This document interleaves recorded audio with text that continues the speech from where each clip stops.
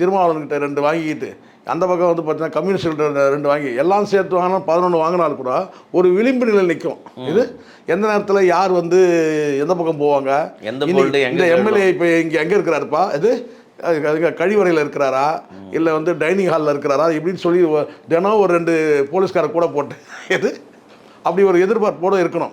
ஏன்னா யாராவது ஒருத்தர் போனாலும் ஆட்சி கவிழ்ந்துடும் இல்லையா? அப்போ அது வந்து ஒரு நெருக்கடி தான். எடப்பாடி தாவேக்காக்கு ஆதரவு தரும் பட்சத்தில் எடப்பாடியோட அந்த நிலைமை என்ன சார்? இல்லை சார், அவ்வளோதான். ஏடிஎம்பே பொறுத்த வரைக்கும் முடிஞ்சது. இந்த ஆதரவு என்னுடைய அனுபவத்தில் நான் சொல்கிறேன், இந்த ஆதரவு நிலைப்பாட்டில் போய் நீங்கள் வந்து இவங்க போய் இணைஞ்சாலே அதிமுக வந்து தாவேக்காவோட இணைஞ்சிருச்சு தான் போகும்.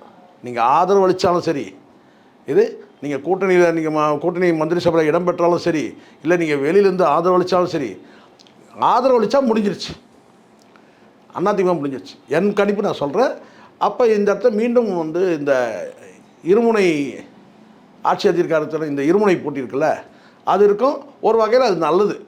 திமுக வந்து பார்த்திங்கன்னா வலிமையான எதிர்க்கட்சியாக இருக்கும் சட்டசபையில், வெளியில் வந்து பார்த்திங்கன்னா என்டிகே வந்து வலிமையான எதிர்க்கட்சியாக இருக்கும்.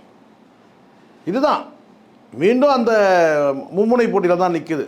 இல்லை, ஒரு அதிகாரத்தில் இருந்த இடம் சார் எங்க சார் 10 சார், அதனால தான் சார் இருங்க 10 தோல்வி பழனிசாமின்னு சொன்ன ஒரு கட்சிக்கு சட்டசபையிலே ஆதரவு தராருன்னு சொன்னால் அப்போ அந்த அதிமுக எவ்வளோ பலவீனமாக இருக்குன்னு பார்த்துங்க. பலவீனம் தான் இது. இன்னும் இதுக்கு மேலே நம்ம வந்து தோல்வியை சந்தித்தோம்னா நம்ம ஆட்சி அதிகாரில் வந்து ரொம்ப பலவீனமாக போகிறோம். இப்போ நமக்கு காலையில் கிடைத்த செய்தி, சிவி சண்முகம் ஒரு 30 எம்எல்ஏ தலைமையில் புதுச்சேரியில் தங்கியிருக்காரு. அதுதான் சார், ஏன் எடப்பாடிக்கு எதிராக செயல்படுறாரு அப்படின்லாம் சொல்ல முடியாது. இவங்க எல்லாருமே அதிமுக ஒட்டுமொத்தமாகவே அதிமுக வந்து தலைமை தான் வந்து பாண்டிச்சேரியில் தங்க வச்சுருக்கிறாங்க. அதை கண்காணிக்கிற இடத்துல வேணால் சிவி சண்முகம் பக்கம் இல்லை, விழுப்புரத்துலேருந்து பக்கம் இல்லை, அது கண்காணிக்கிறதுக்கு வேணா அப்படி வேணா இருக்கலாம். தமிழ்நாட்டிலேயே வைக்க முடியாத அளவுக்கு பலவீனமாக இருக்கிறாங்க இது அதிமுக எம்எல்ஏக்கள் வந்து. பாஜக ஆட்சியில் பாதுகாப்பாக இருக்கிறாங்க. அப்படி தான் நம்ம சொல்லணும்.